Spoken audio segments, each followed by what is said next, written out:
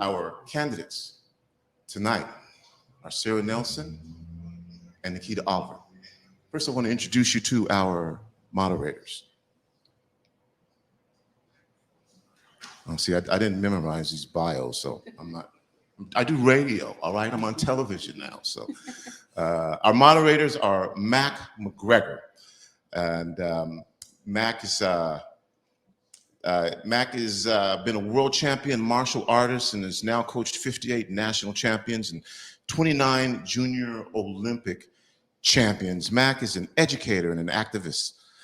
Mac is Seattle City Commissioner and sits on the LGBTQ Advisory Council for the Seattle Police Department. He's a director for social outreach, Seattle, a board member of Seattle Counseling Services, and is proud to be a voice for the transgender and gender non-conforming community. We thank Mac for being here. You'll see him a little bit later. And also Jermaine Miller, also known as the Deaf Chef. Chef Jermaine Miller is the owner of Soulful Dishes Restaurant on 18th and Yesler, the Deaf Chef. Jermaine Miller has a long time been an advocate for food and social justice, and in response to the pandemic, Miller opened up his restaurant and kitchen to serve free meals and support Feed the Family, a community kitchen which utilizes donated skills, time, donated food items from local restaurants, and prepares to feed anybody who needs a meal. Okay, we went over the rules earlier, so our candidates are familiar with the rules. The moderators are ready with their question. And at this time, we'll have opening statements. And Ms. Nikkita Oliver will go first. And we're on. Well, good evening, everyone. My name is Nikkita Oliver. I use they, them pronouns. I am a renter in the Rainier Beach neighborhood and a worker in Seattle Central District. I have served for many years as an educator, attorney, frontline service provider, and I have seen firsthand how the policies handed down by the Seattle City Council do and do not unfold in terms of changing the material conditions of our most vulnerable and marginalized residents. I've actively supported families in navigating the housing crisis and homelessness, supported tenants in fighting evictions, and handled employment discrimination cases. I've worked alongside our Office of Civil Rights, our Human Services Department, and many others within the City of Seattle and within the City of Seattle offices to ensure that the policies are really meeting the needs of our communities. I am committed to building green, social, affordable housing for our workers and for our lowest income residents, for addressing exclusionary zoning and redlining, and having density that helps us address our climate catastrophe so we can meet our climate goals, and transportation for all. I am endorsed by our region's greatest climate organizations, by King County Councilmember Girmay Zahalai, the MLK Labor Council, as well as current City Council members Teresa Mosqueda and Tammy Morales. I am excited for this opportunity to speak with you about our policy and our goals, and look forward to serving you as your Seattle City Council Citywide District 9 representative. You have 43 seconds left, Nikkita. Would you like me to? I'm happy to continue. It is so hard when you can't watch the clock yourself. Our biggest priorities for the Nikkita for 9 campaign is really addressing housing, specifically green, social, deeply affordable housing, addressing our regressive tax system that is being built on the backs of our lowest income workers, and ensuring that we move into progressive revenue generation that's not simply good for addressing this crisis, but is also important for building a budget that can survive through crises like the one we're in and this recession, ensuring that we can always meet the basic needs of our residents, and building a public safety system that is built through public health policies that see our young people and our communities as people to invest in rather than incarcerate. And just so we could be fair on the time, it would take about 10 seconds before me to get the clock started. So I'm going to give you about 10 seconds, Sara, as well, before I start the 2-minute clock.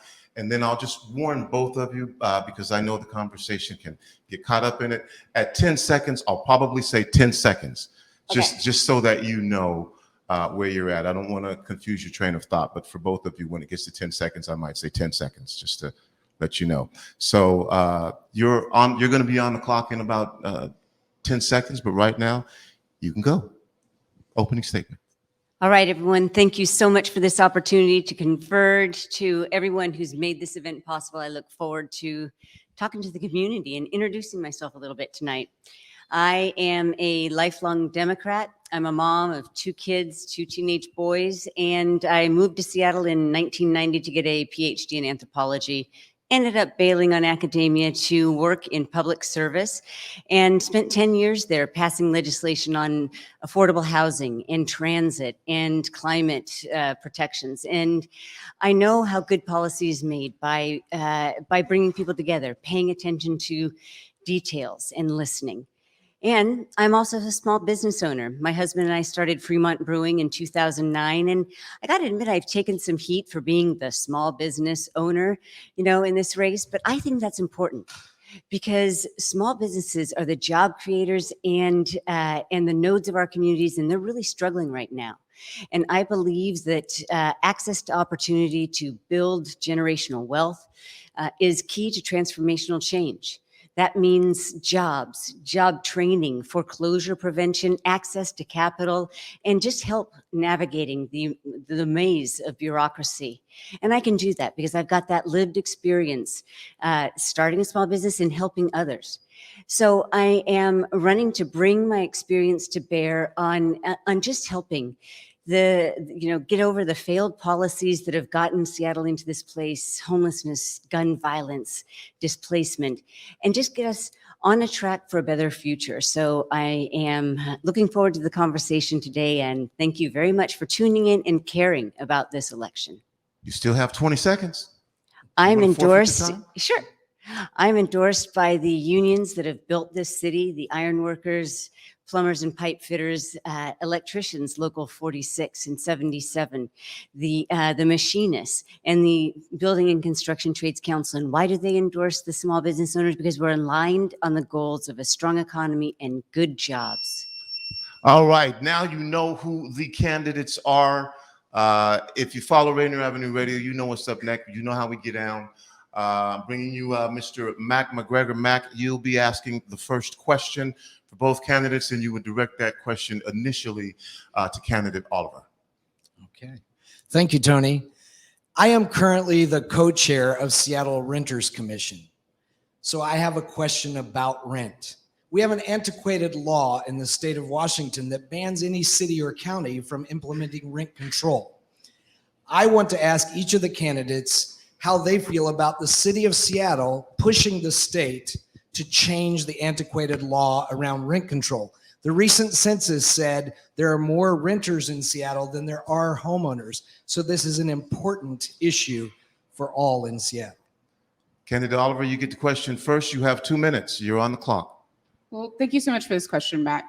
I think that rent control is absolutely something we need to be pursuing at the state level and lobbying to see the state change this particular state law to ensure that we can have a suite of options to address the crises that renters are facing. We know that nearly 60,000 people, if not more, come January 1st when the moratorium is up, could very well lose their homes, greatly exacerbating the current crisis that we're in. That being said, I don't think rent control is the only answer, though it is one of the answers. And we have seen our current city council expand renters' protections greatly throughout the last year to ensure that renters are not evicted if they have not been able to pay rent during the current crisis, ensuring that we do not have school year evictions and protecting families during that time, and providing cash assistance supports. I really think that a part of this is going to be utilizing things like the American Rescue Plan dollars from Jumpstart and other areas of our budget to continue to increase the amount of money that we can give to direct cash assistance to keep people in their homes until we do that very important work of ensuring rent control is an option that we have in our suite of protections for tenants. We have seen commercial rent control be a very effective mechanism in protecting small businesses and being able to stay in their brick and mortar. We know the value of land, and speaking very specifically to our Black and Brown communities, knowing that you will not lose your land, lose your business, or lose your home is incredibly important to creating stability and addressing things like the racial wealth gap. So absolutely, I will be your partner in addressing that as a part of our toolkit for keeping us from ever being in these crises again.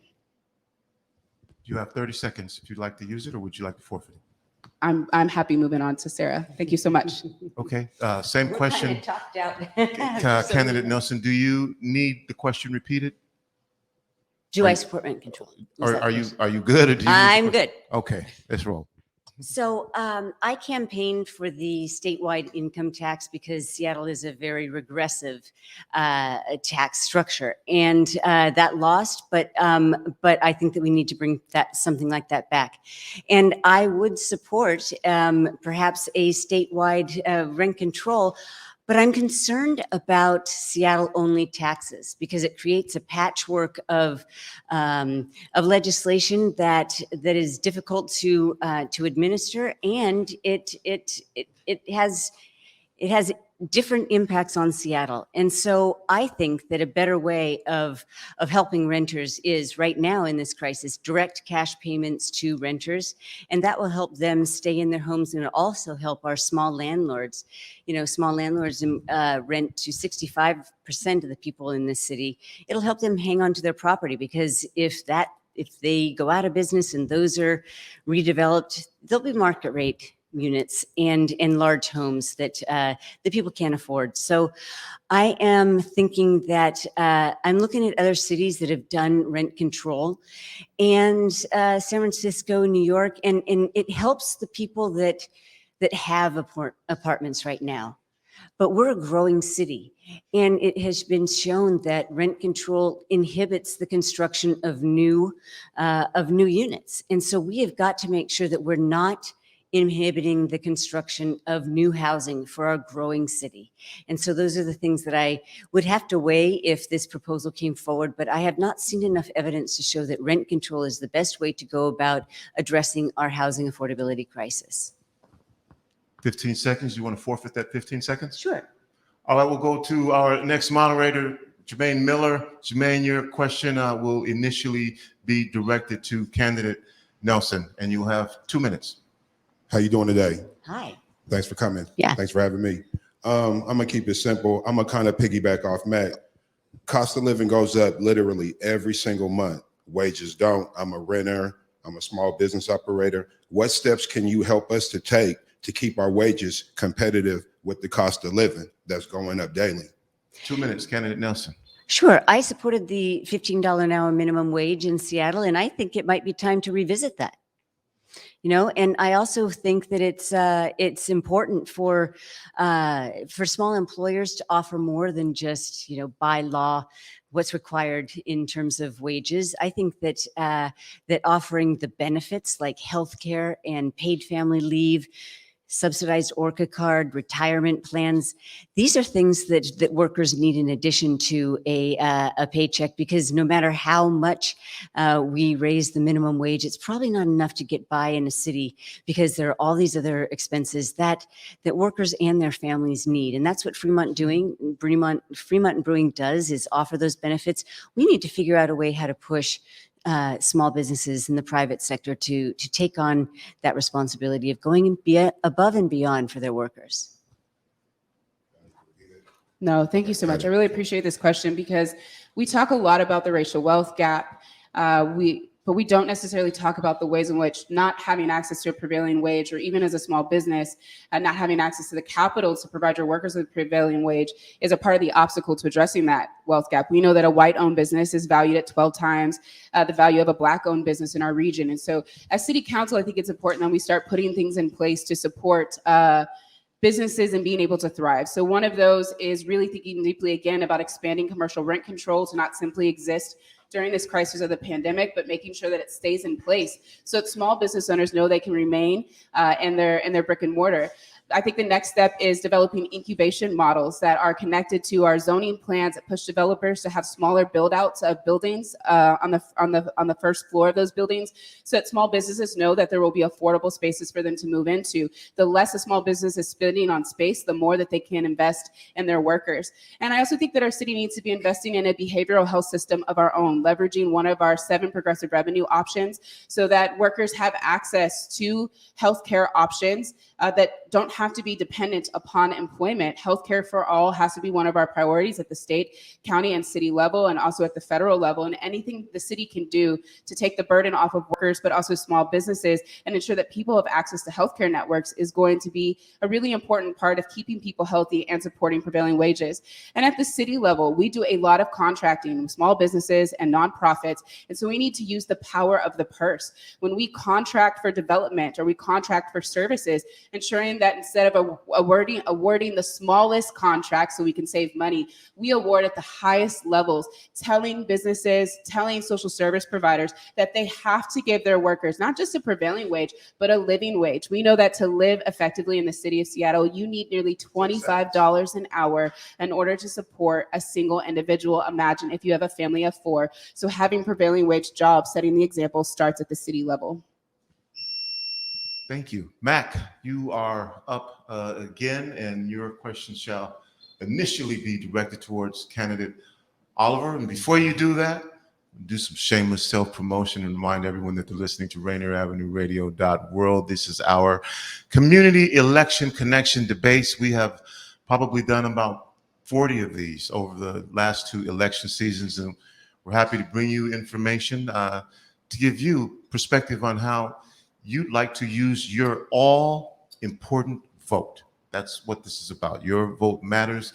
Issues that concern and impact and affect you. And once again, a big thanks to Converge Media and also South Seattle Emerald. Mac, you're up, and candidate Oliver will receive the question. Thank you, Tony. We have many minority-owned businesses in the city of Seattle, and especially in the South End. And we also have some empty storefronts right now from some businesses that lost their business during the stress of the pandemic. I would like to ask you specifically what you will do to support minority businesses and to bring business to the South End of Seattle. Candidate Oliver, 2 minutes. Yeah, so, I started out in the last question of talking about how we know that a Black-owned business is valued 12 times less than a white-owned business. That racial wealth gap is also attached to our history of redlining and exclusionary zoning and a lack of access to land and property. So one of the biggest things that we can do is ensure that businesses have pipelines into having storefronts. When we do development in the South End, which has experienced some of the most upzones with the least amount of community benefits, requiring that those community benefits actually have smaller storefronts on the first floor that is connected to hopefully an incubation model that supports micro businesses and having access to capital, loans, technical support, all of the things that you need to build a thriving business, and then having a pipeline that the city of Seattle is effectively providing as we're building more housing and more units and more storefronts that directly moves those micro businesses as they grow and become thriving businesses into storefronts if that's what they want. I think it's also important to understand that we all don't grow up in a space where we have access to banks or technical knowledge or businesses. And many of us who have grown up in communities like the Rainier Beach neighborhood, we are incredibly innovative and have a lot of brilliance and energy to offer. How can we be building, one, on what we've learned about surviving in a city that, to be quite frank, was not built for us, but 2, be providing access to the technical supports that communities that may have grown up with that access already had, and prioritize that through offices like the Office of Economic Development. In those same offices, we have dollars that folks can access for building out buildings, for establishing models like Fire Station 6 or Black Dot that we have in the Central District, and ensuring that we provide technical support to apply for those dollars. One of the greatest challenges that I think we face is not even always knowing where to find the application, how to file the application, and what information to include. So the more technical support we can provide, the easier it will be for people to access, and doing that in multiple languages in culturally responsive ways. Candidate Nelson, did you need the question repeated? Yeah.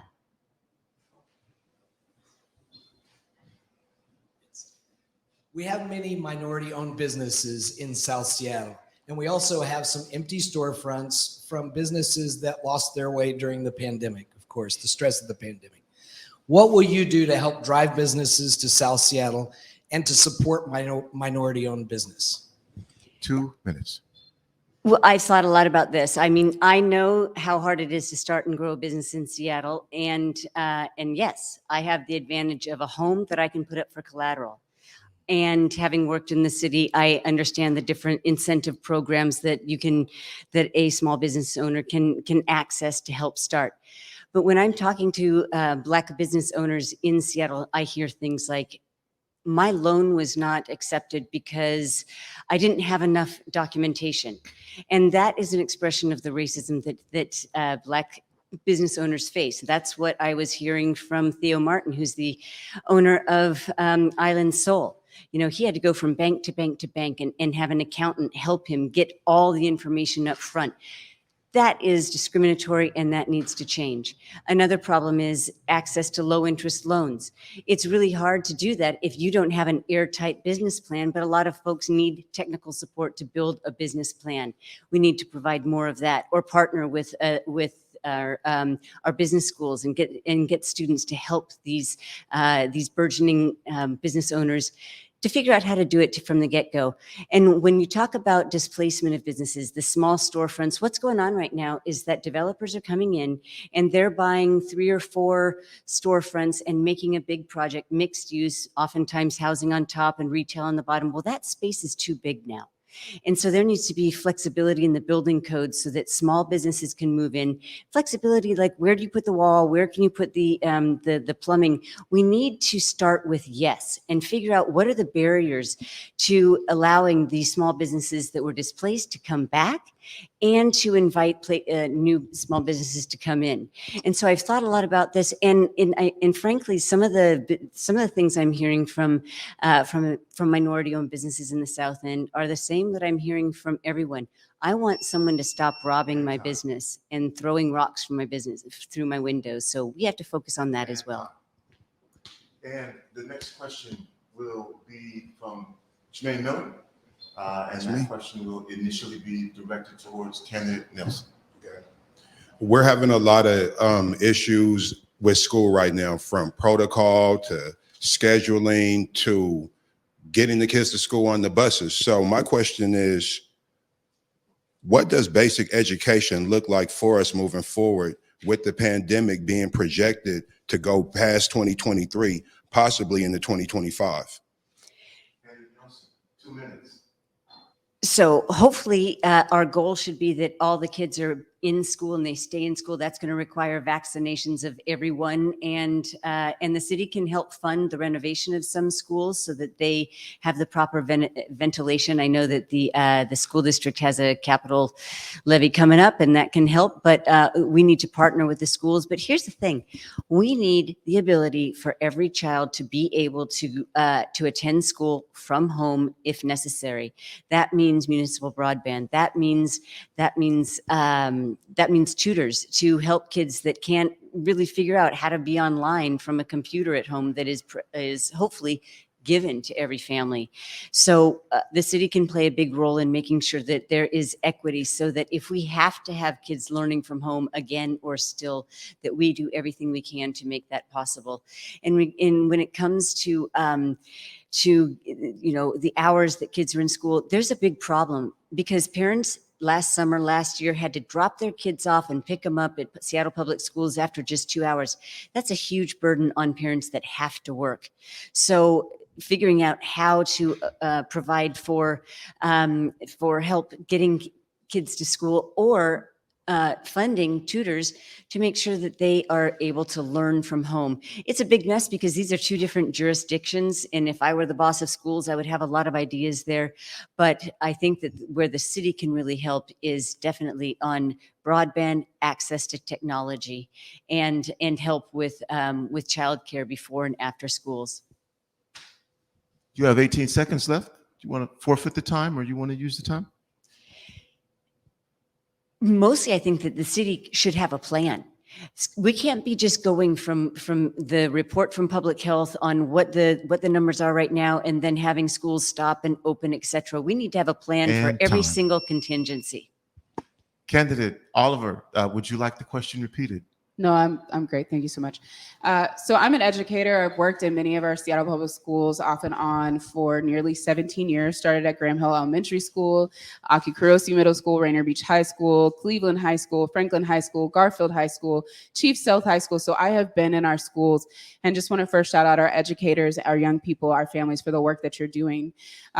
First and foremost, I think municipal broadband has been shown to be one of the most important things we could do post this pandemic. A lack of access to broadband has really caused a lot of young people to miss out on an opportunity, not just to learn, but to connect with their peers and to connect with people who add to their social growth.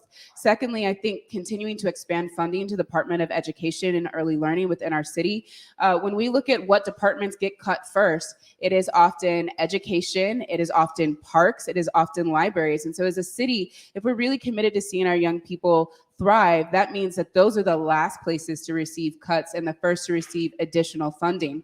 We need to ensure that every school through the Department of Education and Early Learning can apply for funding to have access to a family support worker. That is one of the great challenges that families are facing, is navigating cash assistance for rent, access to food. And school is a place where our young people are 7 hours a day, 5 days a week, and a perfect place to build community schools. And Seattle can support Seattle Public Schools in doing that. Thirdly, really thinking about a real public health strategy. There are schools that do not have a nurse in their building. And while we're in the midst of this public health crisis, we should be providing funding in support of the school district to ensure that every young person has access to a nurse at their school. We can do this in partnership with King County. But again, this is why I think that we should be leveraging some of our own progressive revenue options to build out things like a behavioral health system that can be accessed by young people, their families, and their schools when they need it. Many young people are struggling with their mental health in the school buildings, is what I've heard from educators. 5 seconds. And I'm excited to be endorsed by our Seattle Education Association because I am the candidate most committed to education in our city. All right, thank you, candidates. I'm going to give you some time to breathe right now. So you'll get about 2-3 minutes. Commercial break. It's a commercial break, but it's kind of a live commercial break. I do want to take this opportunity, though, once again to thank South Seattle Emerald and Converge Media. And we'll be back in about 45 seconds, but the commercials won't end there, so don't go anywhere. King County Elections has mailed your ballot and it's on its way to you. The future of our cities and King County as a whole will literally be in your hands. From council members to mayors to school board directors and port commissioners, the people who will craft policies and laws that will guide our region are on the ballot. Wherever your passions lie, be it social justice to the environment, housing, homelessness, business, education, and of course, COVID recovery, who is elected will impact these issues. Many races this year are expected to be very close. Your vote very well might make that difference. Your vote is your voice. Make sure your voice is heard. Get up, get out, go vote. No excuses. Oh, I'm just looking at Converge Studio, and it is amazing to see the space here. And so happy to be here. It's not open yet, but to the public yet, but it will be shortly. And yeah, I wish I could just kind of give y'all a tour of what was going on here. Anyway, welcome back. It's me, Tony B. You're listening to Rainier Avenue Radio.world. These are our community election debates. I remind you that next Wednesday, we'll be debating with King County for the King County executive position. It'll be candidate Constantine and candidate Wynn will be here. I want to say what's up to Cleveland High School, are working on a special project as well for this political season. And we're going to present that to you. And we've worked with several different schools as well. There'll be some debates that you hear that will actually be hosted by teens in our internship program. So I'm just again going to tell you a little bit more about Rainier Avenue Radio.world. If you like what you're seeing now, if you want to go check out our programming, again, you're going to find a variety of diverse programming. You'll hear talk shows, you'll hear music, and I mean all kinds of music. You'll hear alternative language programming. I mean Tagalog, Spanish, Vietnamese. Of course, we do sports. We do all kinds of music shows like Fresh Juice, shows like Lidline Sports, Clean Greens Living. The diversity of what we do is not something that we planned. It is simply a reflection of our community. And so if you're saying, well, how could you have all these different things in one place? That's the joint we live in, South Seattle. That's how we literally get down. So again, check it out. Right now, we're going to kind of fast track things a little bit, and there will be 1 minute. And I explained that there were going to be 2 wild cards here. One of them was going to be, I was going to ask a question. And so I am. I'm going to ask a question. Here's the thing. You should be able to ask questions of the people who are running for office. You should. It's your vote. Ultimately, they work for you. I think it's 6 figures. And if you want to talk to your elected official, you should be able to.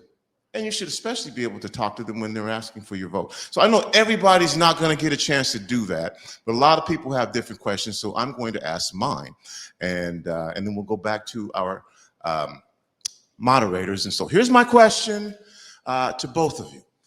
I'm Black. It is a very nuanced thing that I have experienced all of my life. I didn't ask to be born Black. I just got lucky. It's just been an amazing experience for me. Obviously, there have been ups and downs and trials and tribulations, but I enjoy every minute of it. I'm not sure yet who I would like to vote for. So you have 1 minute to answer this question, which for me is very personal. As a Black person, why should I vote for you? And the first question goes to candidate Oliver. As a Black person, why should I vote for you? Well, I'll start first by saying I'm Black too, so glad to be in the club. And I think because I have a sense of urgency about the issues facing Black communities.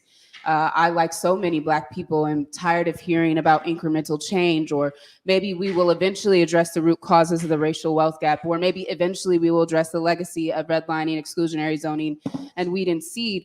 But these are legacies that also impact my life, will impact my future children's life, impact the lives of the Black children that I work with now. And so I do think having a sense of urgency and a lived experience around both the beauty and the challenges created by society for Black people is important. I also have the in-community relationships. I didn't have to go to the Central District for an event to understand gun violence. I have been to young people's funerals. I work alongside those young people and have been doing restorative justice work for a very long time, alongside Coach Dominique Davis, Sean Good, and many others. And so my sense of urgency, because this is also my Black life, is a reason I think you should vote for me. Thank you. Candidate Nelson, same question. It may seem obvious, it may not. I know that we are not one monolithic group of people. And a lot of times it is the perceptions of others that drive us. And so, again, I'm just asking, I'm Black. Why should I vote for you? I'm Black. Why should I vote for you? That's important to me to know. I think it comes down to who you would think is the best candidate to actually get things done to help you and your community. And like I mentioned before, I do have experience in public policy. I know that it's messy. You don't start with an agenda. You start with some humility and talking to people and paying attention to detail. And that's what I will do. And I think that my experience in creating jobs and helping other businesses do the same. And we've got a collaborative with a Black-owned brewery in California to raise their visibility, generate $60,000, and then provide it to the Black is Beautiful project. That's a national project. So when it comes to what's going to really help the Black community, it is opportunities to create generational wealth, foreclosure prevention. These are policies that I think I can advance. Time. Yep. Okay, and here comes this other wild card that comes in that I warned you about in advance. Candidate Oliver, you will have 30 seconds. If you choose to, you can decline to ask a question directly of your candidate, and your candidate will get 30 seconds to respond. Would you like to take advantage of that opportunity? Absolutely. Okay, 30 seconds. Sarah, in many ways, you have been a bit of the law and order candidate. You have called for people who you say are living in parks to be removed because they shouldn't be there. You've called for those who have maybe stolen food or clothes because they're trying to survive to be prosecuted for misdemeanors. But you yourself have eco blocks blocking the street in front of your own brewery, which is a violation of the law. You don't have a permit for it.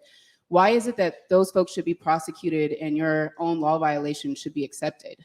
30 seconds. Candidate Nelson. I would not phrase myself as a law and order. I'm a public safety person. And when I talk about misdemeanors, those misdemeanors are not small crimes, and especially when they are repeated over and over again. And this is what I was hearing from our 10 seconds. Lodge Cinema co-owner, broken into twice. And so when it comes to the eco blocks, And every time. single... And Candidate Nelson, you have 30 seconds to ask a question of Candidate Oliver if you would like to. Would you like to take advantage of the opportunity to do this? Sure. Okay. You have called yourself an abolitionist, and you want to defund the police by 50% next year. That's the budget you're calling for. You have tweeted that want to end violence and poverty. But what are you going to do to keep people safe? What is your plan when people need to call the police if someone's breaking into their home? Candidate Oliver, 30 Yeah, seconds. so in 30 seconds, in 2021, we found that 3 years of 911 data from Seattle Police Department said that 49% of calls that come into 911 could receive a non-sworn, non-police officer response. And so based in the data that 50% of calls coming into 911 actually need to receive something like a mental health provider or a de-escalator or a community-based response, it's actually data-based 5 and seconds. data-driven to move 50% of our public safety budget into those alternative responses. Thank you. You are listening to Rainier Avenue Radio .world. It's me, Tony B. I am your host of the Community Election Connection Debates. We're going to take it back to Mac now. This round will be, we didn't get the response. Whoa, let me slow down. I apologize. Response, please. All right. To the question, Yes. I did respond. Okay. Yeah, But we went so back you're and forth. saying that- Okay, we're good. I thought so. Yeah.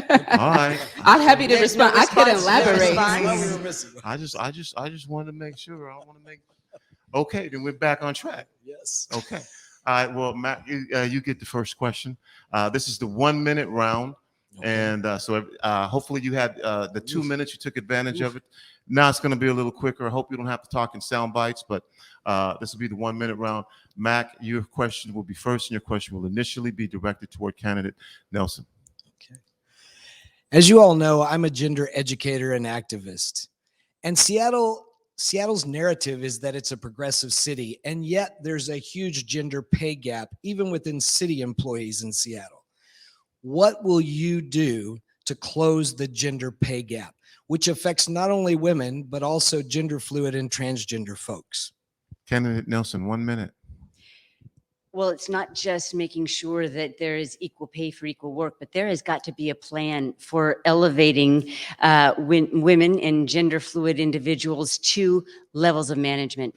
Because simply just doing a survey and finding out if so-and-so in the same job is being paid by the same for the same amount, that doesn't really help make sure that people are elevated into positions of power in city government and in businesses in the private sector. You have 30 seconds left. So, and I also think that it also starts with making sure that we have an education system that is creating the pipeline for people to actually access these jobs, because there are good boys clubs that where connections make all the difference when it comes to getting a job, either in 5 the city seconds. or in private sectors. So we have to create equal access to opportunity. Candidate Oliver, do you need the question? Would you like the question repeated? No, thank you. I want to first start by thanking the Silence Breakers for bringing attention not just to the gender pay gap in the city, but the many cultural ways in which women, gender non-conforming folks, and trans folks within our city are experiencing, honestly, systemic violence within our city. And so thankful to Protect 17 for aligning themselves with those workers, and happy to be endorsed by that particular union. We need to do work on raising wages. If we know there's a gender pay gap, raise the wages now. That doesn't need to be a discussion. The second part of this is changing the culture of the city of Seattle. We know that Black women are currently suing the city of Seattle for a lack of access to promotions and opportunity. And so we need to be creating pathways specifically for women, specifically for Black women, to be able to move up into leadership within the organization. And representation in and of itself is not inherently transformation. So fully investing in our race and social justice initiative, ensuring that there are workers in those departments who have the capacity and the funding to utilize those toolkits to make sure that our workforce is representing who we want it to. And Mac has requested a follow-up. So Mac, your initial follow-up will be, these will be 30 seconds to the candidates. And go ahead. You're initially directed towards candidate Nelson. Yeah, I would like to ask each of you if you think the city should set the example for closing the gender pay gap. Candidate Nelson, 30 seconds. Absolutely. There were a couple bills in Olympia, and there was a lot. It was Democrat versus Democrat on how on the specifics of that, because the devil is really in the details. So we should take the lead, but we need to make sure that that how are we measuring equal pay? Because if a woman has been out of the workforce or a man to take care of a family member, then they're being held back in their career promotions. So And candidate Oliver, do you need the follow-up question repeated? No, without question, absolutely. The city should be setting the example, and it starts by simply raising the wages. And so we are currently in our budgeting cycle, and the city of Seattle could be considering that as we give resources to budgets. But again, I think fully investing in our race and social justice initiative and ensuring that those who are doing the toolkits in those departments have all of the resources they need to do it. And then when they provide us with the data about what needs to change or shift, rather than simply seeing that and saying, maybe we should go to Olympia and address it, we address it at home. Jermaine, next question is from you, and it will initially be directed towards candidate Oliver, and 1 minute will be the response time. Awesome. Okay, I got a healthcare question. What is your view on racism and classism regarding our healthcare system, and what do you think needs to be done in that area? 1 minute. It exists. My father passed in December of 2020, and he was the victim of medical racism. He was a dialysis patient who rarely had his health concerns taken seriously by medical professionals as a Black man in Indiana. I think that we need to be setting standards where people can file complaints to the Office of Civil Rights, ensuring that we have the capacity to actually fund investigators, and then really thinking through how do we as a city invest in healthcare for all. I think one way that this begins is through behavioral health supports. It is very challenging as a Black queer person to find a behavioral health therapist who understands what it means to exists at the intersections that I do. And so building out a behavioral health system that has a race and social justice initiative is one way that we can start. The second is really supporting our healthcare workers. At Cascade Behavioral Health, Black and immigrant women are protesting because they have not received the supports that they need. And the city needs to be backing them up, or at hospitals here, And backing up workers demanding prevailing wages. Candidate Nelson, would you like the question repeated? Yes, absolutely. Racism exists in healthcare, and people are dying at disproportionate levels because of it. Quite frankly, the maternal mortality for Black mothers is one very stark example. But the city should be a provider of universal health care, because the barriers for good health care for Black and brown people are varied. First of all, if you don't have a job, then it's hard to get in for no insurance. You can belong to the exchange, but that is very expensive. So there are so many barriers. So we need to have a citywide universal healthcare system to fill the gap in the Obamacare system, in the Washington Healthcare Exchange. We can leverage our family and education dollars to fund the health clinics in high schools, and then again, it's all about childcare, because prenatal care and immediate postnatal care is important. All right, Mac. It's on you. This next question should initially be directed towards candidate Nelson. And candidate Nelson, you'll have 1 minute. Thank you. We have a citizen police commission. What I would like to ask you is, we all know that Seattle Police Department has had problems with use of force, and they have been, under scrutiny for that. How much citizen oversight input do you think, do you feel is a good way to help change the policing in Seattle?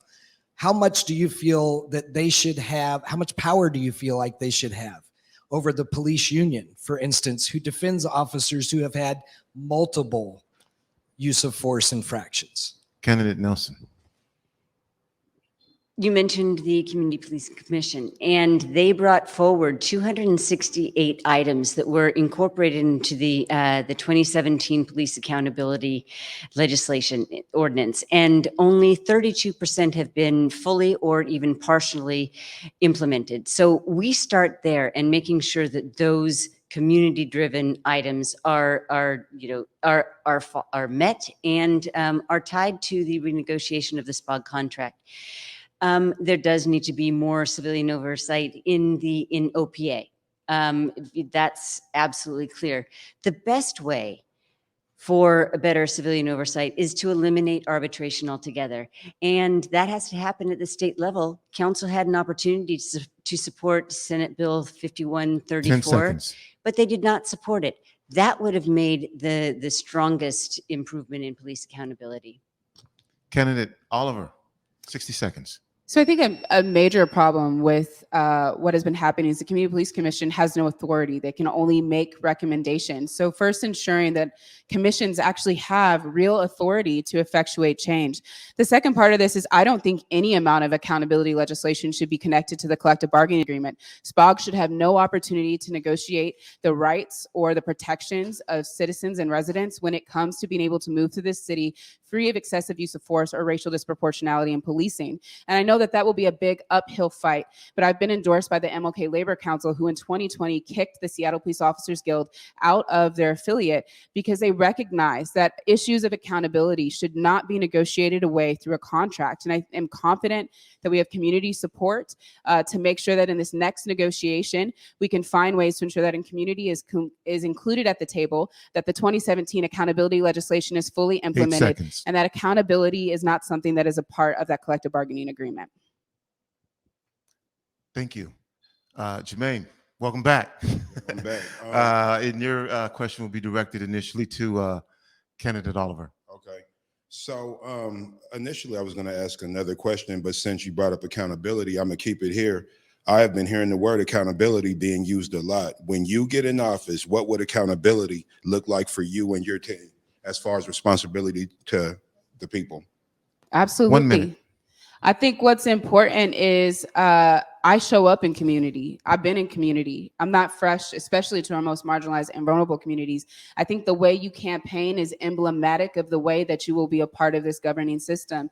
Our campaign has done community listening posts that instead of me, the person running for office developing the policy, the communities that are most impacted by our policies are actually determining what will change our material conditions. And those are the policies that I bring from my office. Secondly, I have not said no to any engagement. I showed up at Real Change. I showed up at Africa Town last night. I will show up at every forum, every space I'm invited to, whether it's friendly or welcoming to me or not, because engaging with people in conversation is the place that accountability starts.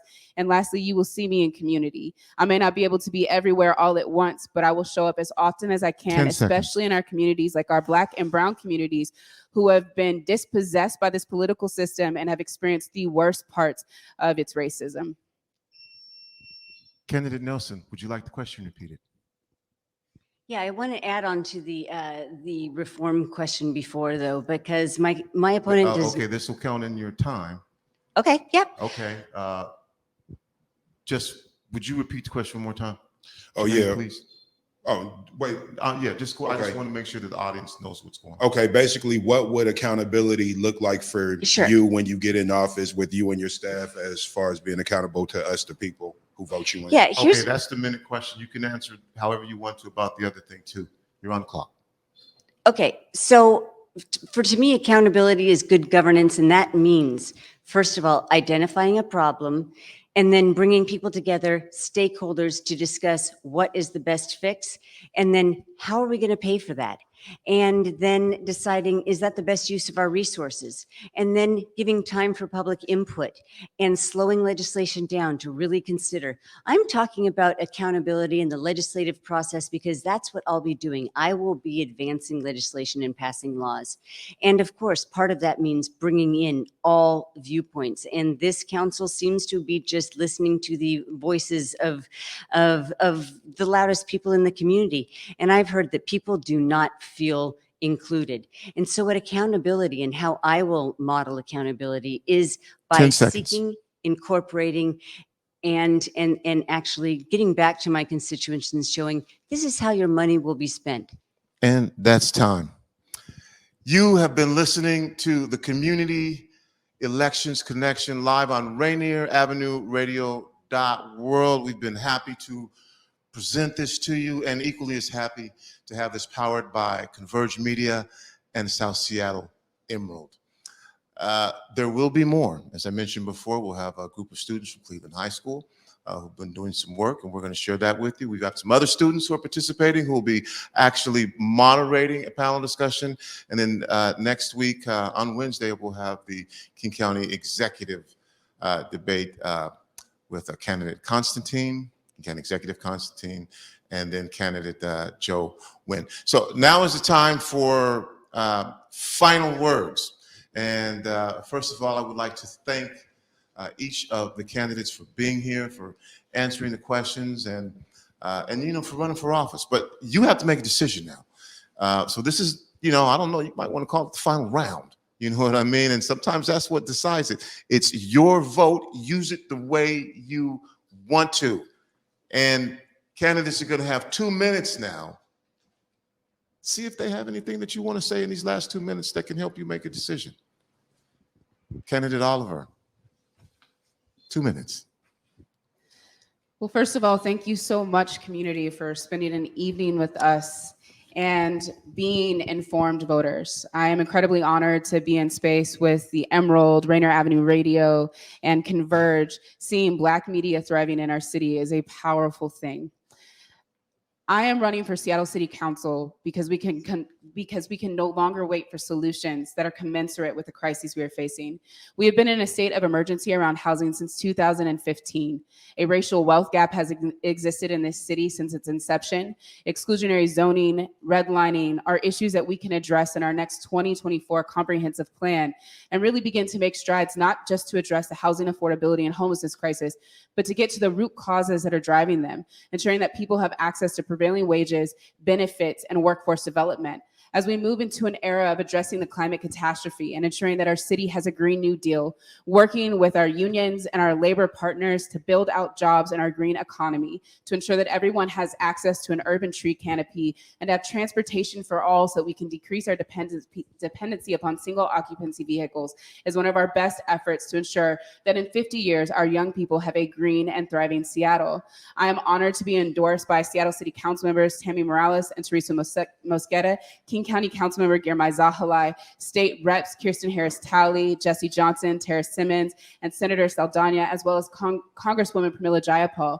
Each of these folks and many more have endorsed me because they know I can bring together a broad coalition of people to address the crises facing our city, not just the symptoms, but the root causes of those crises, so that our children and our young people are not fighting the same fights that we are today, and in 2050 are living in a healthier, thriving Seattle that is built to be more inclusive and welcoming for everyone. Got 7 seconds left. Thank you so much. You know, I just let the clock run out on that one. Okay, time. Candidate Nelson, you have 2 minutes. So you heard that there are things that Nikkita and I agree on. We agree on the main issues and some of the solutions, but our approach is different. And the stakes are high this election, and voters have to make the choice on electing the person who is actually going to get things done. I don't believe that simply cutting the police by 50% because 50% of the calls are don't require a police response is the right way to go. In reality, detectives are being deployed on patrol because we're already short-staffed. And we talk about getting guns off the street. who is going to be investigating how those guns got there? So we cannot just simply slash budgets without thinking about a public safety plan for the whole city. And again, on issues like homelessness, ignoring people that are living in encampments is not helping, and simply waiting until we have the units that can house everyone is not helping people that are falling deeper into addiction right now.